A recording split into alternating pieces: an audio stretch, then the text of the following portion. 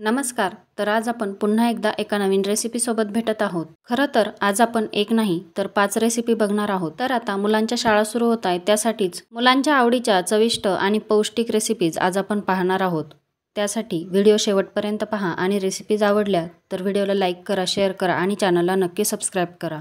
तर सोमवारी टिफिनसाठी आपण बनवणार आहोत पालक पराठा. त्यासाठी 1 वाटी गव्हाचं पीठ, अर्धी वाटी बेसन पीठ, त्यामध्ये अर्धा चमचा लाल तिखट पावडर, पाव चमचा हळद पावडर, अर्धा चमचा कांदा लसूण मसाला, अर्धा चमचा धना जिरा पावडर, पाव चमचा आमचूर पावडर, अर्धा चमचा ओवा, चवीनुसार मीठ आणि अर्धा चमचा आलं लसूणची पेस्ट टाकायची. व्यवस्थित मिक्स करून घ्यायचं. चवीनुसार मीठ पण टाकायचं. 2 चमचे तीळ टाकायचे. मिक्स करून झाल्यावर त्यामध्ये 2 चमचे दही टाकायचं. पुन्हा एकदा व्यवस्थित मिक्स करायचं आणि बारीक चिरलेला पालक टाकायचा 1 वाटी आणि थोडंसं पाणी टाकून घट्ट कणिक मळून घ्यायची. आता तुम्हाला सकाळी जर टिफिनसाठी अजिबात वेळ नसेल तर तुम्ही ही सर्व तयारी रात्रीच करून ठेवू शकता आणि सकाळी उठून फक्त पराठा लाटून देऊ शकता.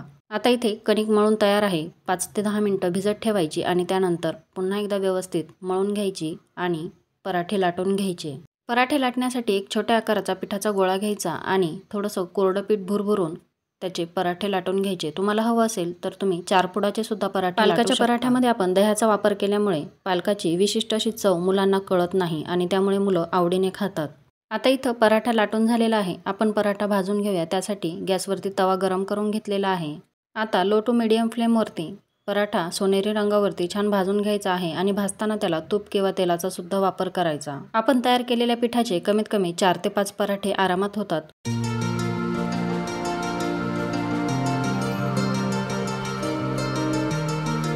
तर इथे चविष्ट, पौष्टिक आणि खुसखुशीत असा पालकाचा पराठा तयार आहे. मंगळवारसाठी आपण देणार आहोत मुलांना मसूर पुलाव. त्यासाठी एका बाउलमध्ये 1.5 वाटी बासमती तांदूळ स्वच्छ धुवून भिजत घातलेला आहे 15 ते 20 मिनिटासाठी. त्याचबरोबर 1 वाटी मसूर रात्रभर भिजून घेतलेला आहे. आता कुकरमध्ये 2 ते 3 चमचे तेल टाकायचं. त्यामध्ये 2 तमालपत्र, अर्धा इंच दालचिनी, 4 ते 5 काळी मिरी, 4 ते 5 लवंग, अर्धा चमचा आलं लसूणची पेस्ट, अर्धा चमचा जिरं, अर्धा चमचा मोहरी टाकायची. त्याचबरोबर 1 टोमॅटो बारीक चिरून टाकायचा आणि व्यवस्थित परतवून घ्यायचं. 2 ते 3 मिनिटं परतवून झाल्यावर त्यामध्ये 1 चमचा लाल तिखट पावडर, अर्धा चमचा हळद पावडर, अर्धा चमचा धने जिरे पावडर, अर्धा चमचा बिर्याणी मसाला टाकायचा आणि व्यवस्थित परतवून घ्यायचं. मिक्स करून घ्यायचं.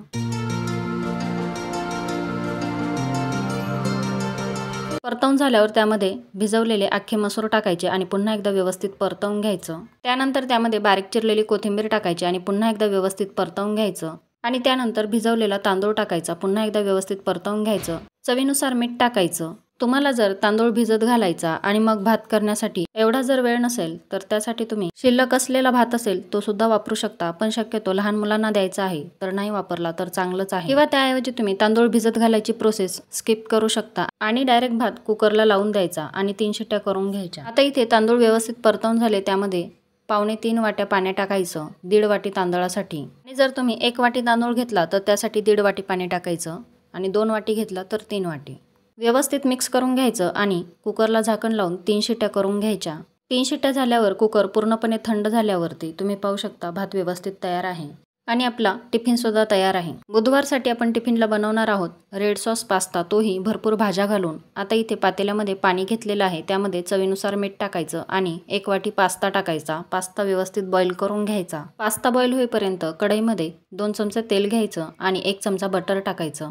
बटर तुम्ही तुमच्या आवडीनुसार कमी जास्त करू शकता. आता त्यामध्ये 1 छोट्या आकाराचा कांदा बारीक चिरून टाकायचा आणि व्यवस्थित परतवून घ्यायचा. बारीक चिरलेला लसूण सुद्धा टाकायचा पण मी विसरले त्यासाठी. आणि कांदा मीडियम फ्लेमवरती थोडासा परतवून घ्यायचा. अगदी 1 ते 2 मिनिटं, खूप जास्त डार्क करायचा नाही. कांदा थोडासा परतवून झाल्यावर त्यामध्ये अर्धी शिमला मिरची बारीक चिरून टाकायची, अर्ध गाजर बारीक चिरून टाकायचं आणि शिमला मिरची आणि गाजर सुद्धा व्यवस्थित परतवून घ्यायचं. खूप जास्त परतवायचं नाही, नाहीतर भाज्यांचा क्रंच कमी होणार. आता 1 छोट्या आकाराचा टोमॅटो बारीक चिरून टाकायचा. तो सुद्धा थोडासा परतवून घ्यायचा. आणि आता काय करायचं, जो आपल्याकडे टोमॅटो सॉस असतो ना त्यामध्ये आपण पास्ता बॉईल केलेलं जे पाणी असतं ते पाणी टाकायचं आणि मिक्स करून तो सॉस यामध्ये टाकायचा. त्याचबरोबर अर्धा चमचा चिली फ्लेक्स, अर्धा चमचा ऑरिगॅनो आणि पाव चमचा मिरीपूड टाकायची. व्यवस्थित मिक्स करायचं आणि बॉईल केलेला पास्ता टाकायचा. इथे मी होल व्हीट पास्ता घेतलेला आहे. तुम्ही मैद्याचा किंवा रव्याचा वेगवेगळ्या प्रकारचे पास्ता बाजारामध्ये अवेलेबल आहे. कुठलाही वापरला तरी सुद्धा चालेल.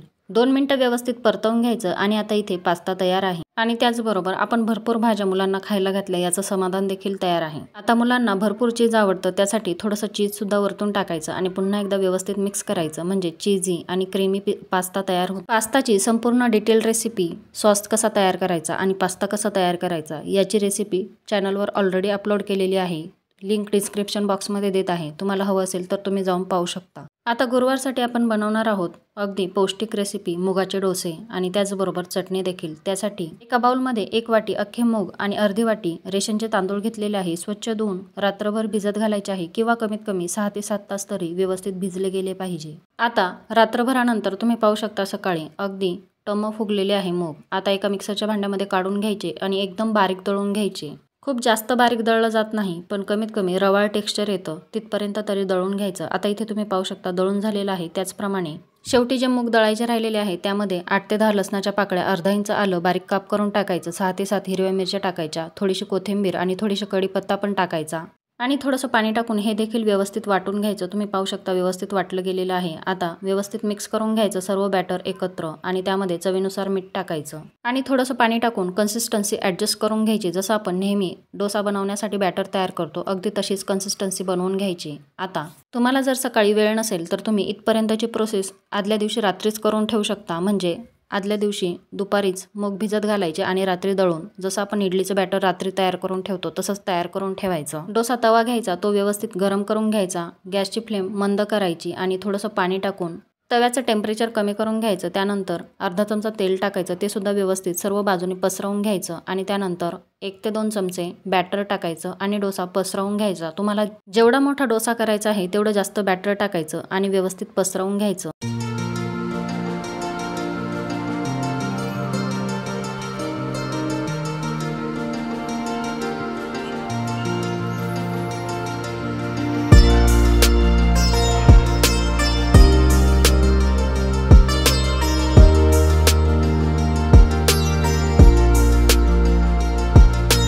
तुम्हाला हवं असेल तर तुम्ही बॅटर दळताना त्यामध्ये थोडेसे पालकाचे पानंसुद्धा टाकू शकता, जेणेकरून मुलांच्या पोटामध्ये पालकसुद्धा जाईल। कधीकधी मुलं पालक खात नाही, त्यासाठी। आता मीडियम फ्लेमवरती डोसा एका बाजूने सोनेरी रंगावरती छान भाजून घ्यायचा। तुम्ही पाहू शकता डोसा आपोआप सुटलेला आहे आणि डोशाच्या एका बाजूने छान सोनेरी रंगसुद्धा आलेला आहे। बरं, मूग डोशाची सुद्धा डिटेल रेसिपी चॅनलवर ऑलरेडी अपलोड केलेली आहे आणि त्याची सुद्धा लिंक डिस्क्रिप्शन बॉक्समध्ये देत आहे, तुम्ही ती सुद्धा पाहू शकता। आणि आता इथे आपला कुरकुरीत मूग डोसा तयार आहे। हा डोसा सुरुवातीला कुरकुरीत असतो आणि नंतर अगदी आंबोळीसारखा किंवा घावण्यासारखा मऊसूत पडतो, त्यामुळं अगदी दिवसभर जरी राहिला तरी मुलांना खाताना अडकत नाही, खूप छान लागतो। हा डोसा तुम्ही चटणीसोबत किंवा सॉससोबत सुद्धा सर्व करू शकता। शुक्रवारसाठी आपण टिफिनला देणार आहोत गोली इडली।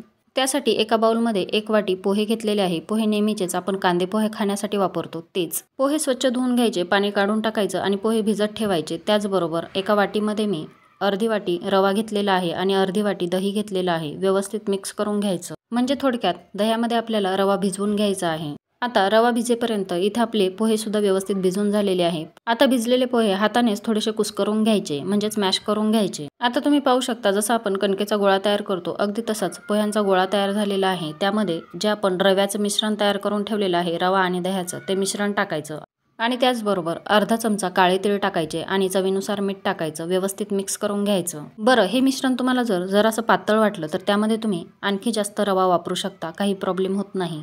पण हे मिश्रण जरासं घट्ट झालेलं पाहिजे, जसं आपण कणकेचा गोळा तयार करतो अगदी तसंच। आता एका प्लेटला तेल लावून घ्यायचं, हाताला देखील तेल लावून घ्यायचं आणि गोल गोल आकाराचे गोळे तयार करून घ्यायचे, किंवा तुम्हाला ज्या आकाराचे गोळे हवे असतील त्याच आकाराचे छोटे छोटे आकाराचे गोळे तयार करून घ्यायचे।